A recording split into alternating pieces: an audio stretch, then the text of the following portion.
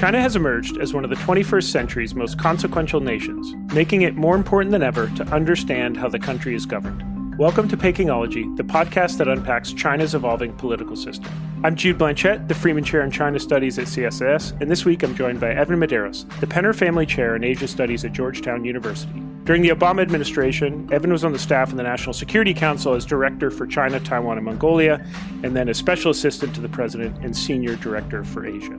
Today we'll be discussing his recent report, The New Domestic Politics of U.S.-China Relations, which was published by Asia Society's Center for China Analysis.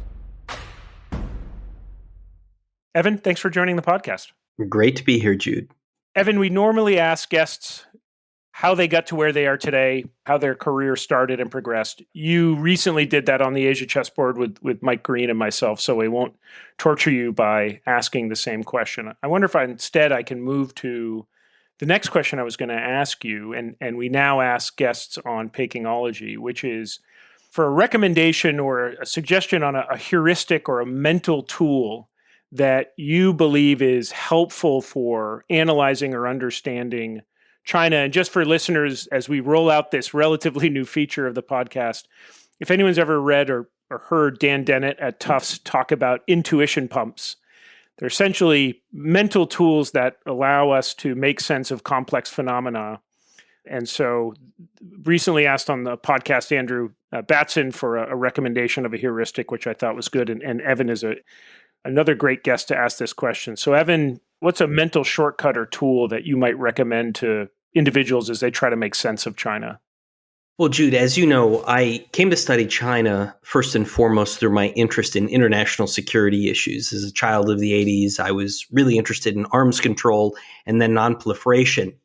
And beginning in the 90s, when I went to grad school, tacked on China studies, started learning Chinese later in life and steeping myself in Chinese history, politics, foreign policy, and of course, Marxism and Leninism to really understand how the CCP operates. So for me, I've always tried to combine sort of a functional expertise in international security studies with a regional expertise in China.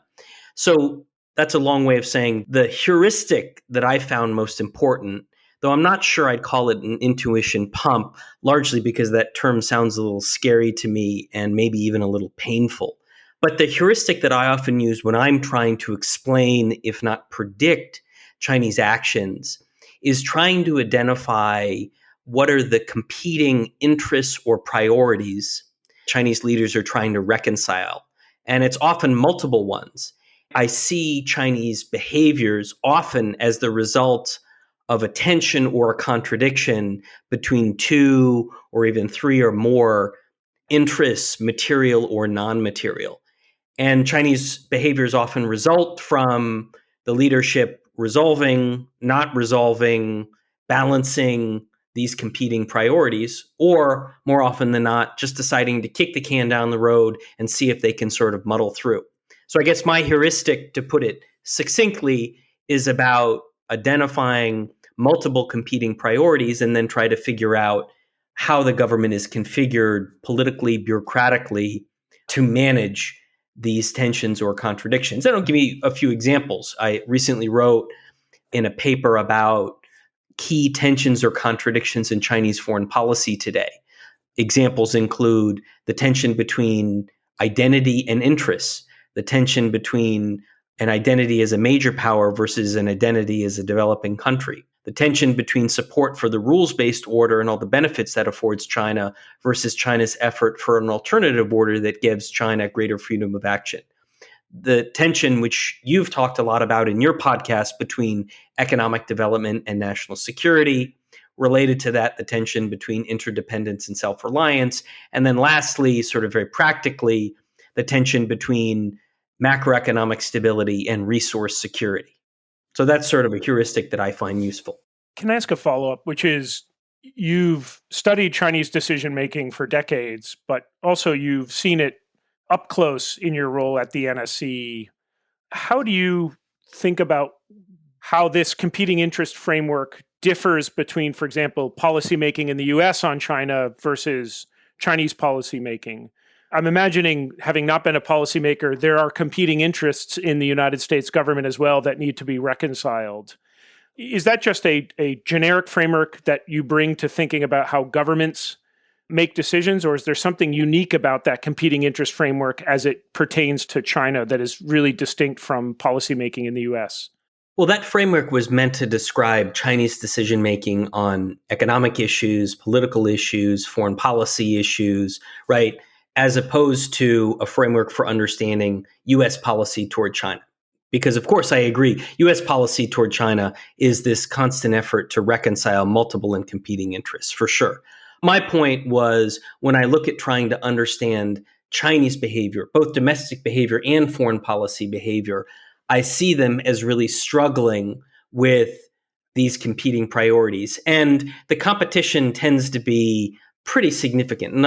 In other words, a lot of diverging interests. And so the reason this heuristic I find to be useful is because when you're trying to say, why is China doing this? Why is Xi Jinping, for example, right now only providing the most minimal of policy support to the economy, right? As global investors are yelling and screaming about wanting signals for more policy support, you have to ask yourself, well, what exactly is it that Xi Jinping, what are the priorities he's trying to balance? And then that leads to further questions about, okay, who are the bureaucratic actors, that sort of thing. So it's meant to give you a framework for how to begin answering the question about why is Xi Jinping doing something that on its face looks counterintuitive and even counterproductive. I think we'll discuss this when we get into the report, but while I'm thinking of it, does this competing interest heuristic, has that become more or less important to you as we see Xi Jinping assume more power and control? I would think 15 years ago under the Hu administration, where you had not competing interests, but lots of competing actors with more policy autonomy over some of those competing interests, it might be more fractious. Does the competing interest framework still hold as true today as it did 15 years ago when you have a singular leader who might be able to, say, cut through bureaucratic competing interests and identify one key interest? Or do you even think for Xi Jinping, he has, even in his own priority set, multiple competing interests he has to adjudicate? So I think now it's more relevant than it was before. And so when I say competing interests, what I'm trying to highlight is I think that there are often tensions or contradictions, right? In other words, it's not simply competing interests. It's competing interests where the trade-offs are particularly costly. Maybe tension or identifying a tension or a contradiction. But I think those are more prominent today than they were under Jiang Zemin and Hu Jintao, simply because Xi Jinping has, I believe, a different set of priorities, which is one of the things that I try and bring out in my study about the domestic politics of US-China relations. So not just are the priorities competing, but the tensions and contradictions, I think, are even more evident today because of Xi Jinping's vision for China, his vision for China politically, economically, diplomatically, and even militarily. So the report, which came out late last year and is really fantastic and comprehensive, the title of it is The New Domestic Politics of US-China Relations. I wanted to first, before we get into the report itself, just ask what was the motivating reason behind this? I'm curious, there's been a lot written about, or at least there's been a lot of discussion about the role of US politics increasingly shaping US-China relations. So all these strands are out here. What were the key gaps or shortcomings in the existing discussion that you wanted to address? So there was a gap, and it was a gap on both sides of the equation, and then a gap connecting the two. So there was no study or even journal article out there talking about the diversity of domestic political forces in the United States influencing the US-China relationship. From time to time, there have been articles about the role of Congress, right? But not looking at the diversity of domestic political forces in the United States. And the principal argument, as a result of looking at both the US and China, is that the domestic political context in both countries have evolved substantially, and nobody has either explained it or discussed the implications. So in part, I thought there was a big gap on the US side. I thought there was an equally big gap on the Chinese side. Because remember, I'm trying to connect domestic politics to the US-China relationship. You and I, in fact, have written many times about changes in domestic politics in China. That's not the question. The question is, of those changes you and I have documented, which ones do I think are materially affecting the US-China relationship? So it was nobody had looked at either the US or the Chinese piece as it applies to US-China. And then importantly, it was connecting the two. Because I think oftentimes in the debates in the United States, you would have scholars stand up and say, oh, it's the dysfunctional Congress, it's public opinion. And what I wanted to bring out in the report is just as America has its domestic politics, so does China. In other words, there's plenty of responsibility to spread around. There are different dynamics in both countries, but domestic political dynamics in both countries influencing the relationship, right? So when I looked at the United States, it wasn't just Congress, as important as that is. I looked at congressional politics, electoral politics, interest group politics, bureaucratic politics, and public opinion, right? So there's many layers to understanding how the American political dynamic is changing. And then in China, it's very hard to look at bureaucratic politics or China, even interest group politics, but you can certainly look at Xi Jinping. You can look at institutions, you can look at processes, you can certainly look at ideas. And so I did, right? And what I found was the complexion of domestic political actors, the ideas promoted by them, their channels of influence have changed dramatically and will continue to do so. I really wanted to produce a study that was sort of the global state of the art of what's going on in both countries. Because I felt like if you just focus on the US, it would be, oh, it's all it's all political dysfunction in the United States, which is inaccurate and unfair. Listeners should go download the whole report, and we'll put a link to it in the show notes. We are, for reasons of time, but also to stay consistent with the theme of this podcast, we're going to basically ignore the first 60 pages, which are great and incredibly enlightening, which discuss dynamics in the United States. And instead, we're going to look at the back half of the report, which explores new political dynamics in China. I wanted to ask you just a conceptual question, though. It might seem odd to many listeners that we're using the word politics and domestic politics to talk about China. As you and I, this discussion that has occurred so far, all we've been talking about is basically, Xi Jinping. I think most people would assume that the country is moving increasingly towards the direction of dictatorship, where centralization of power, the thoughts, intentions, assumptions, and judgments of one man and Xi Jinping matter more than anything else. So when you say politics, and especially domestic politics in China, what do you mean by that? And how does that differ from how we use the word politics to discuss decision-making and policy-making in the United States? That's such an important question, and it's one that I've struggled with my entire professional career. And some of the work that we did, the 2 articles we wrote previously, Jude, helped crystallize my thinking. So, to be very clear, of course, China has politics. It has its own politics. It has party politics, so CCP politics. There's elite politics. There's bureaucratic politics. There's interest group politics, and there's public opinion.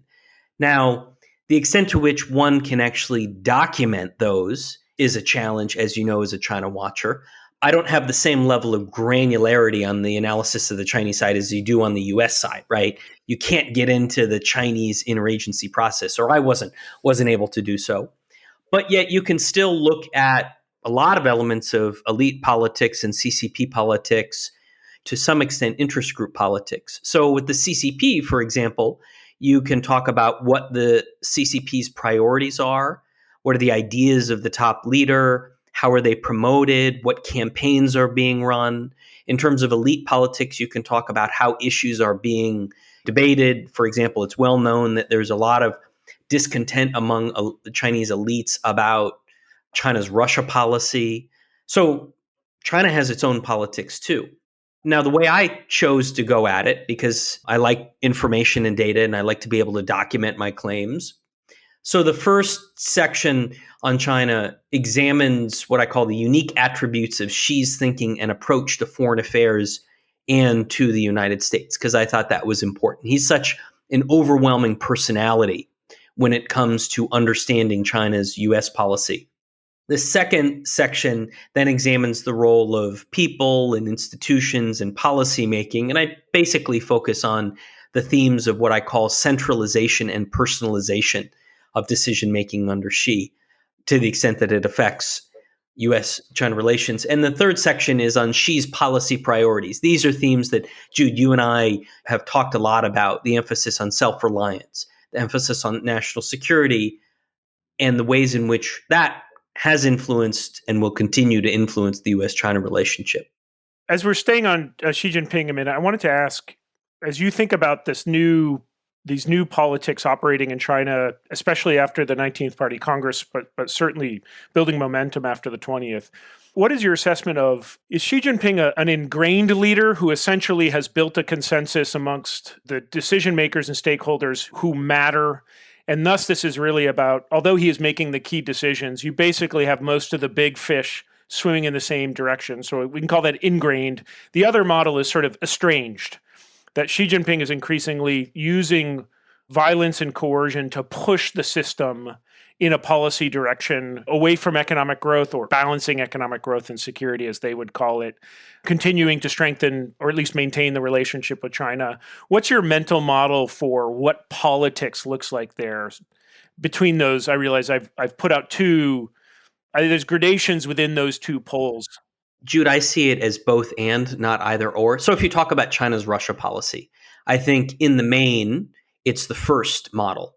I think Xi Jinping has made a strategic choice. He's told the system to move out. The people around him support him. But the foreign policy elites are very uncomfortable with the accumulating costs associated with China's Russia policy, and they're worried where that may take China's relationship with the United States, as well as China's broader role in the world. When I look at other aspects of foreign policy, China's positioning toward the global south, China's policy toward the United States, I think there's probably a bit more agreement. If we were to talk about the emerging debate between development and national security, and specifically how that impacts fiscal and monetary policy today, I would guess that there's a lot more debate.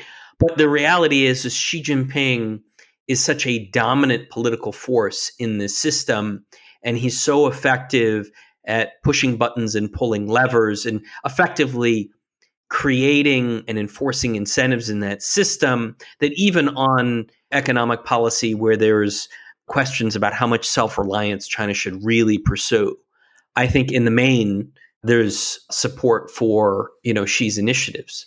What does politics look like to you in the Chinese system when there is lack of clarity on what Xi thinks, or Xi has not pronounced on something?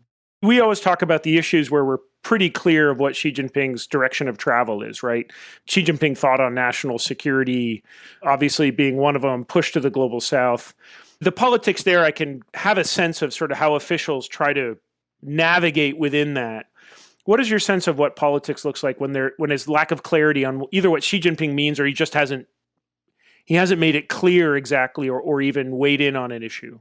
So my model would be one of stasis. That's why, I go back to my heuristic, identifying tensions and contradictions. And in some sense, in some instances, when there are evident tensions and contradictions, right? Xi Jinping tells provincial party secretaries, you need to pursue the right balance between security and development as you take in FDI. That doesn't tell a provincial party secretary anything. It puts it in his hands, his or her hands, and they simply have to decide what's right. And so I think that's one of the reasons the economy has underperformed so substantially, and why both business confidence in China is way down, and why investor sentiment is way down, is because on key economic policy questions, Xi Jinping is not sending a clear message. I wanted to also ask you, we've mentioned national security here, this rebalance of growth at all costs to something else. How would you sketch in the rest of Xi Jinping's clear dominant policy priorities? If he was, I don't want to mirror U.S. political system in China, but just to provide a simple framework for asking the question, if Xi Jinping was running for re-election, what do you think would be on the stub speech about, here's the problems I faced, here's what I fixed, and this is what we need to do in the future? So I think he would put the China dream and national rejuvenation at the front. He would use as proof the fact that, at least officially, they've achieved 5% or more growth for every year that he's been in office.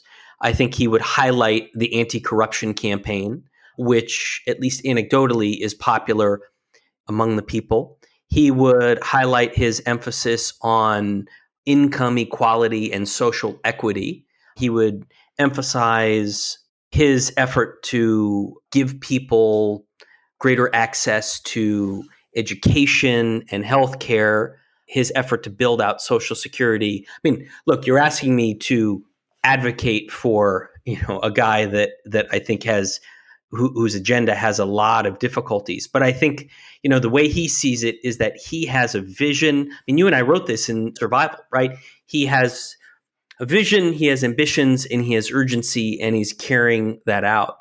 And there's elite discontent, but I think there's a baseline level of popular satisfaction with the direction she has taken the country. How do you think about the role of public opinion in the context of Chinese politics? There's a lot of good scholarship on this that's been done over the past few decades. There's a lot of academics working in this space. But as someone who has been on the inside of policymaking and also been up close to the Chinese leadership, including Xi Jinping, what is your sense of how and when and to what extent they factor in public sentiment when adjudicating some of these competing interests to come to a final decision? So I'm going to stick to foreign policy and specifically China's policy toward the United States, because that's what this study is about.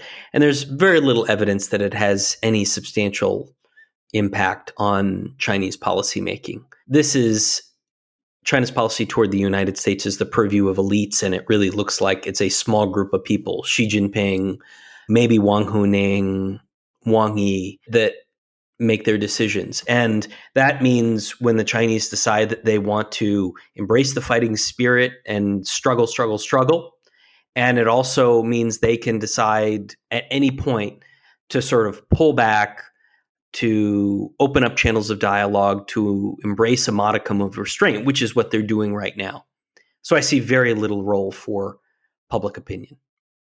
So when the Chinese interlocutors say that we should be thankful that China's response to Nancy Pelosi's visit was so moderate because the, quote, Chinese people wanted Beijing to shoot down her plane, you don't find that is a credible statement of how the Chinese leadership is being pressured by the public? Correct. I do not.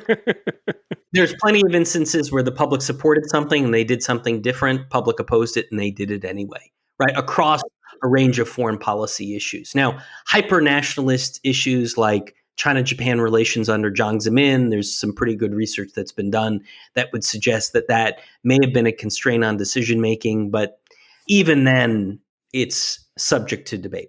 I know you said you were going to focus on foreign policy, but if I could ask a question, did you find it puzzling then, the timing of the reversal on zero COVID policy fairly soon after a series of nationwide, protests? Does that show to you, just thinking about politics more broadly in China, that the leadership is responsive to some amount of public frustration? Now, obviously, the scale of that was unique, and exactly why that stood out, and the media was really covering it here. But does that tell you something about that they are responsive to some amount of public pressure? That's a complicated example. In many ways, I see it, Jude, as the exception that proves the rule, right? In other words, let's say I really don't like to eat broccoli, right? And I just never eat broccoli. But if you put a gun to my head and say, I'm going to shoot you if you don't eat broccoli, then guess what? I'm probably going to eat broccoli, right? But does that really tell you that much about my general disposition toward green vegetables, right? So it does not surprise me, given the scale and the intensity of the popular protests against zero COVID, that they abandoned it quickly. Does that mean that there's some new renaissance within the Communist Party to pay attention to public opinion? No. So if your question is if there's an event in the U.S.-China relationship in the future that brings people to the street, yes, I think the CCP will pay attention to that. But I don't think that tells you that much about public opinion, because it's such a unique and exceptional circumstance. It's also interesting to me that despite that set of events, it doesn't seem to have hampered Xi Jinping very much politically. There's not a lot of evidence of weakness, and he hasn't really backed off some of his policies that were somewhat controversial, like in the economic policy space. I was listening to a podcast the other day with a Chinese Taiwan expert at one of the Chinese think tanks, and he mentioned a line that you often hear the Chinese say, which is that no Chinese leader can afford to lose Taiwan. I wanted to ask you, when you hear something like that as an analyst, obviously there's the attempt to use these sorts of framings to essentially signal to the United States and other actors that essentially the Chinese The stakes are are all sky in, high. right? The stakes are sky Right. high. So I wanted, this is a question, I think for a lot of, some of us more generalists who are just trying to assess what's happening underneath the hood.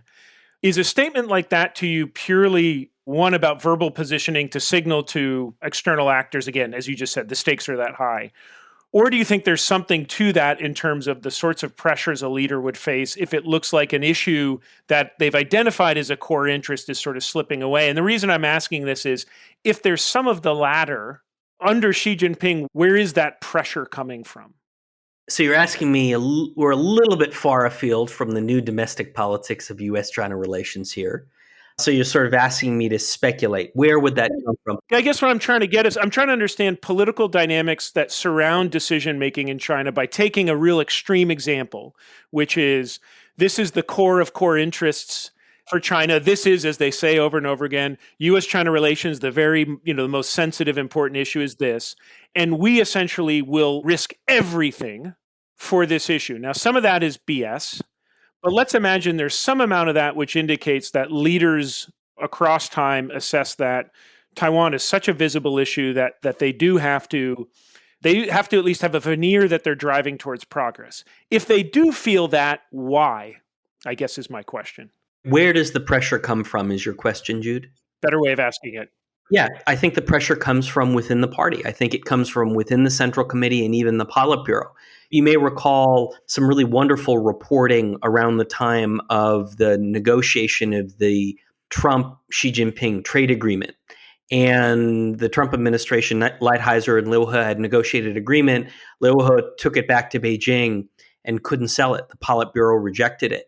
Now, I don't know exactly the rack and stack of who did what, who said what among the 25 Politburo members, but there was a lot of resistance and pushback to the agreement. And that forced Liu He to sort of scrap it and go back to the negotiating table. So that's a well-accepted, well-documented example. And that always resonated with me as a good example of how the party debates controversial issues. And I think we can all agree that the Taiwan issue and the prospect of Taiwan fading away is probably a lot more, the stakes are a lot higher for the CCP than signing, a trade agreement with Donald Trump. I think it comes from within the party, and the party would be discussing and debating issues. But as you know, with the Taiwan issue, context is everything. And so if the situation were a leader of Taiwan pushing, and the PRC not pushing back, you could imagine a lot of criticism of the leader. But as you've often pointed out, the guy who gets to be the leader in the first place always comes with a set of software uploaded in him that predisposes him to always be vigilant about the Taiwan issue. Yeah. To me, just to finish off, to me, the interesting thing when Chinese scholars make statements like that is I always like to ask them about periods in which the Chinese sort of stake out red lines, but then when things don't go their way, the party's impressive ability to reframe issues in ways that preserve their legitimacy, but also allow them to compromise. And the question becomes, if there's a conflict over Taiwan and the PRC finds itself on the losing side of it, right? Does it go for broke, or does it sort of, pull back and recalibrate? I am impressed, though, that Beijing's ability to frame issues and the lack of space it has, the purported lack of space it has for compromise, how effective that language is globally, and how good they are, or how short the memory span is of many of us of how much they have shifted their position, compromised on extraordinarily key issues where they had set out a bound of red lines, which they have transgressed and then found a way to normalize it. So that is one of the great attributes of opacity and having total control over the information system, is the ability to reframe a loss as something else. Evan, there's a lot in this report. We've only sort of scratched the surface, but looking at the clock here, I wanted to end by asking you your takeaway from doing this, which is in the back of the report, of course, tying these two together. But what is your big so what from the report in terms of your prognostication for where US-China relations goes? And I especially curious your thought on what the direction of travel is in China. I guess if I can ask a two-parter. Number one is your sense of where Xi Jinping wants to take China's America policy. And as a second question, what possibilities open up for you in the US-China relationship in a post-Xi era? How much of this do you think is now enduring truths in China's view of the world, or at least the leadership's view of the world? And how much is open to debate and discussion should there be some sort of change at the top? Those are great questions, Jude. So on your first question, sort of my big bottom takeaway is we've entered a new era of the US-China relationship where domestic political dynamics in both sides have changed a lot. The current configuration suggests that domestic politics may be just as important as geopolitics in influencing the trajectory of America's China policy and China's US policy. So I think it's important for us to pay as much attention to the perceptions, the actors, the processes, the incentives in both sides. The thought bubble above my head is there are two fundamental conditions necessary for, let's call it, stable coexistence, competitive coexistence between the United States and China. Number one is you need a strategic modus vivendi. It can be either explicit or implicit, but both sides sort of understanding how to manage the competition and how to balance the competing interests on both sides. So you need a strategic modus vivendi. How is this relationship going to operate? And number two, you need a stable domestic consensus. Those two, I think, are necessary and sufficient conditions for reaching that, whatever that end goal of competitive coexistence. Both of them are going to be incredibly difficult to achieve. I think a strategic modus vivendi will be very difficult under Xi Jinping because, as we've talked about, I think he has great ambitions and he's increasingly capable at advancing them, even though he may have sort of pulled back in the US-China relationship in the last 6 months.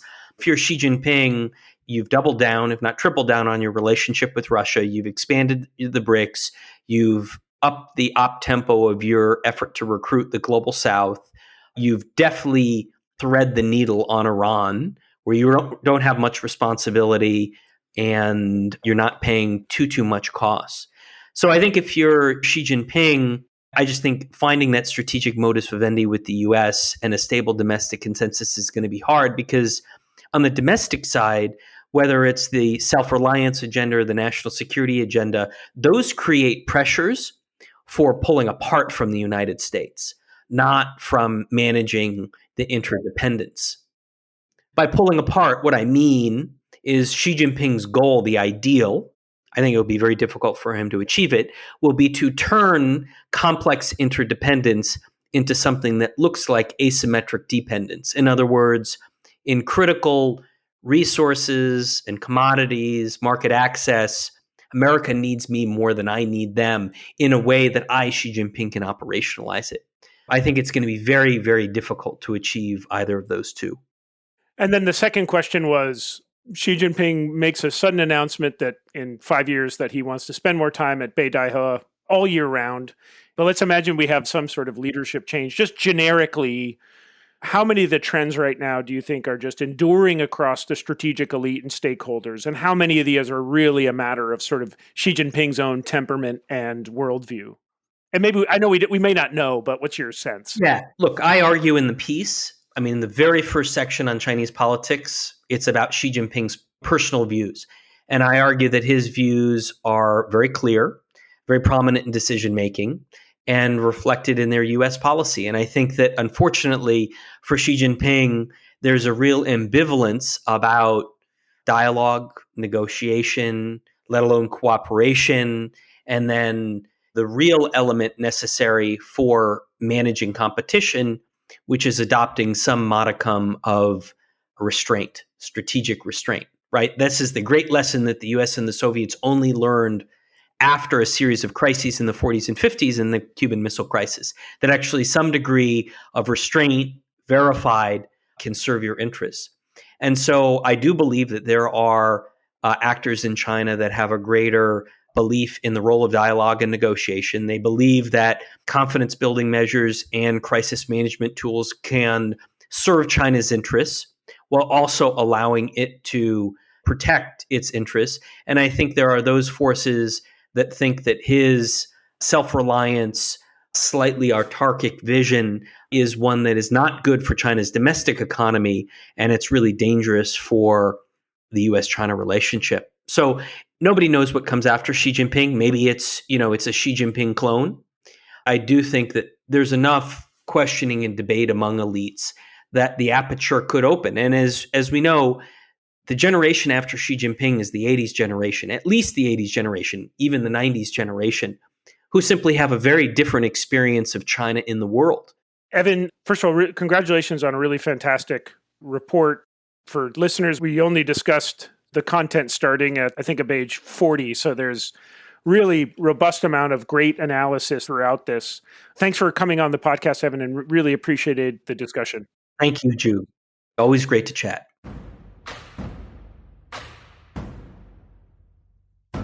If you enjoyed this podcast, check out our larger suite of CSIS podcasts. From Into Africa, The Asia Chessboard, China Power, The Trade Guys, Smart Women, Smart Power, and more. You can listen to them all on major streaming platforms like iTunes and Spotify. Visit csis.org/podcasts to see our full catalog